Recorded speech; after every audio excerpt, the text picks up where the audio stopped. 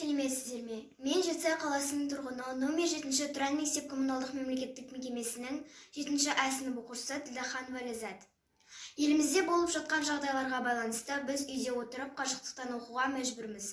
Біз мектепке барып, мектептен білім алмасақ та, мұғалімдер бізді мектепке барғандай өздерін сезінсін деп, бар күш-жігерін салуда. Сол үшін оларға алғысымды білдіргім келеді. Ал мен осы карантинде уақытымды тиімді пайдаланып жатырмын деген ойдамын. Бірнеше кітаптар оқып, аңыз-әңгімелер мен ғибратты әңгімелерді де оқудамын. Соның ішінде өзіме ең ұнағаны өмір туралы ғибратты әңгіме сіздермен бөліскім келіп тұр. Жоғарғы мансапқа қолдар жеткен беделді оқу орнының оқушылары бұрынғы профессорларына қонаққа келеді. Әңгіме барысында өмір жайлы сөз қозғалады. Әрқайсысы өздерінің қандай қиын әрі қандай нашар өмір сүріп жатқан жөнінде айтады. Профессор оларға кофе және кеселерді ұсынады. Кеселер әртүрлі еді: фарфорлы, шыныаяқты, пластикті. Және әрқайсысы өзіне тек ең керемет әрі ең қымбат кеселерін таңдап алады.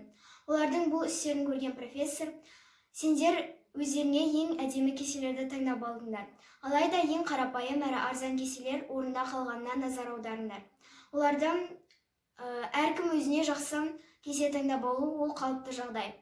Өмірде де солай, әркім өзіне жақсы затты таңдап алғысы келеді. Алайда сендердің проблемаларың мен күйзелістеріңнің себебі осыда жатыр.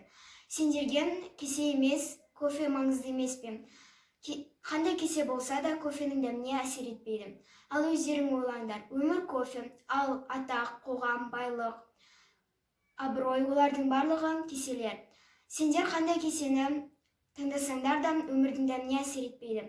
Кейде кофенің сыртындағы кесеге және түр-түсіне назар аударамыз деп кофенің дәмін ұмытамыз.